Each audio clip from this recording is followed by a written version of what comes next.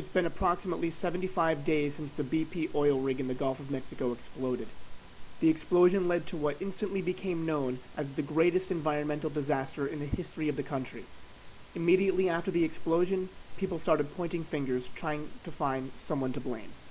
People on the so-called right pointed fingers at environmentalists and the federal government for what seemed to be an incompetent response, and people on the so-called left pointed fingers at big business, oil, capitalism, even George Bush.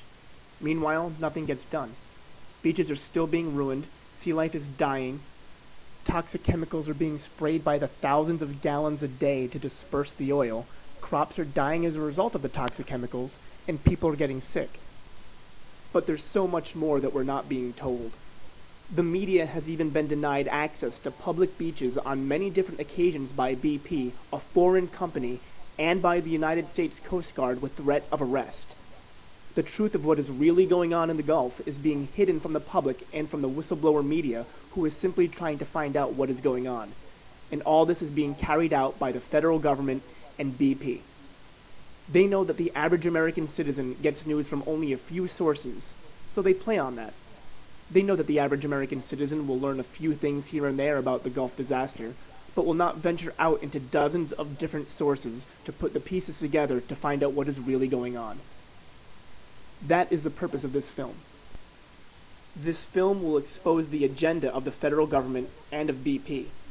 It will present what went on months prior to the explosion, and will expose the buddy-buddy relationship between the energy giant, investment firms, and the federal government.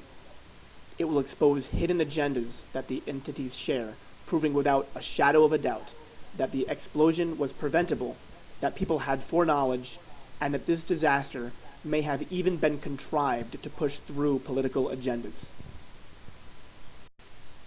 This film will also document the absolute media blackout surrounding the Gulf, which will lead to the final answer to the question of what BP and the government is hiding, and the disgusting answer will be enough to make every American citizen who until now was apathetic get involved in their government.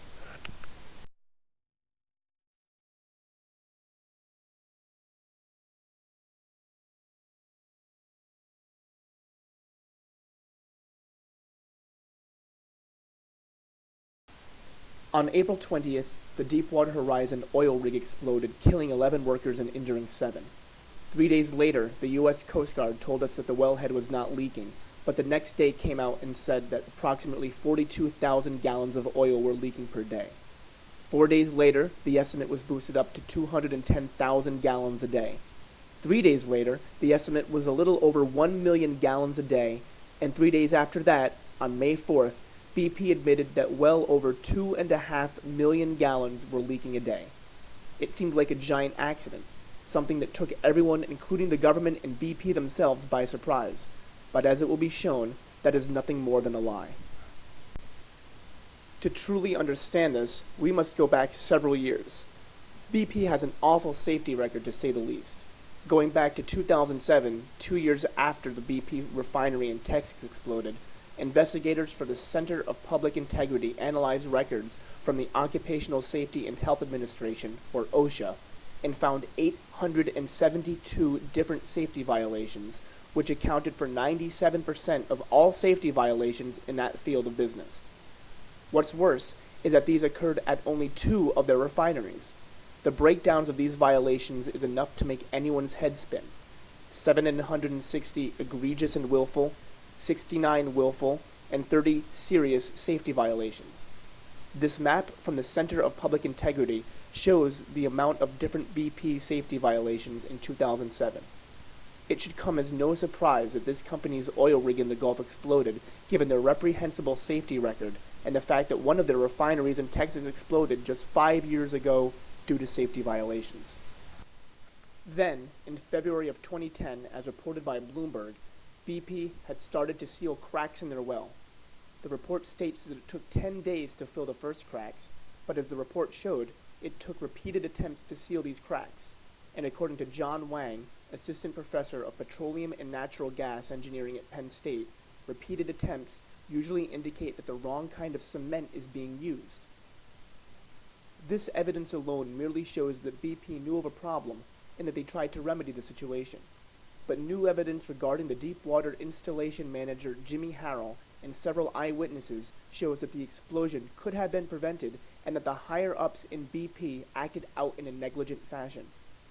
Douglas Brown, the chief mechanic on the Deepwater Horizon, testified before the Coast Guard and the MMS, stating that Harrell had a skirmish over drilling procedures during a meeting with BP's company man, well site leader Robert Kaluza. "I remember the company man saying that this was how it's going to be," Brown told the panel. As Harrell was leaving the meeting, according to Brown, he pretty much grumbled, "I guess that's what they have those pincers for," referring to the blowout preventer on the seafloor that is supposed to be the last resort to prevent a leak in the event of an emergency.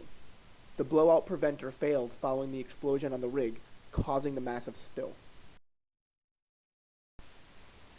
Massive amounts of shares in stock days before the explosion just add to the piles of evidence showing that people at the top had prior knowledge of something disastrous happening. The London Telegraph reported that just 1 month before the explosion, Tony Hayward sold 1/3 of his stock in BP. That would be approximately 1 month after the attempted fixes on the well in February. Likewise, Goldman Sachs, as reported by Raw Story and other publications, sold 44% of its stock in the first quarter of 2010, almost double the amount of any other institution. As the story mentions, a sale like this isn't that unusual, but there's more to the story than that. Peter Sutherland, member of the Trilateral Commission, has his feet in both BP and in Goldman Sachs.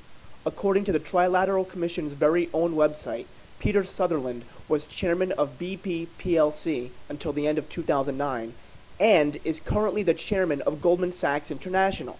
The mere fact that the same man is former chairman of BP plc and the current chairman of Goldman International is enough to raise the question of why Goldman sold twice as much stock as any other firm and why BP CEO Tony Hayward also sold 1/3 of his stock. What's more is that Halliburton surprised many when just 11 days prior to the explosion they purchased the small business Boots & Coots. As Reuters pointed out, the business is a pressure control service for oil and gas wells. All of this evidence leads to the conclusion that the oil rig in the Gulf did not come as a surprise to the inner circle of the corporate and investment elite. But like most catastrophes, there is more to the story. The federal government has done very little to rectify the situation at hand.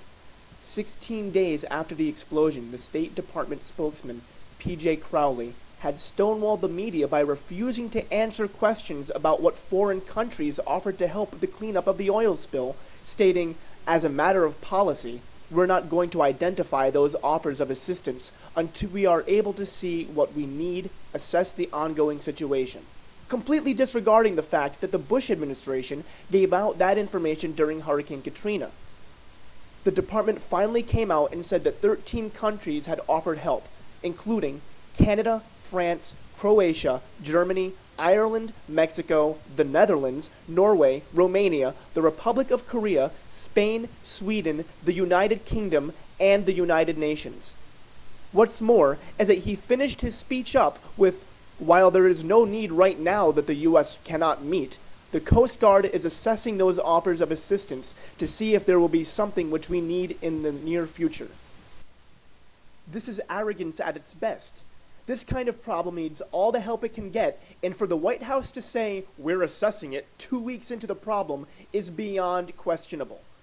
Just 16 days after the explosion, 13 countries had offered help, and the White House refused.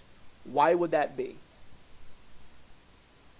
As reported by many different publications, the White House would have to waive rules enacted by the Jones Act, a strongly union-backed rule, even though previous presidents have waived the act in times of emergency. The 1920s law states that all ships working in the U.S. must be American-built and American-crewed. Therefore, the U.S. Coast Guard can't accept that help even if they wanted to. The U.S. Coast Guard is only allowed to take and use equipment from foreign countries. The actual vessels themselves, manned by foreign workers, is still against the law within 3 miles of the coast due to the Jones Act, and a situation like we are currently facing needs all of the help that is offered. The Associated Press even reported that as late as June 25th, the Taiwanese government sent over what is called the world's largest skimming vessel, designed to suck up 500,000 barrels of oily water a day, but still, because of the Jones Act, it has not been used in the Gulf region. Even sovereign states are being stonewalled by the federal government from being able to clean up their own beaches. This video clip shows reporters interviewing two different governors, explaining their frustration after being told by the United States Coast Guard to shut down their cleanup activities.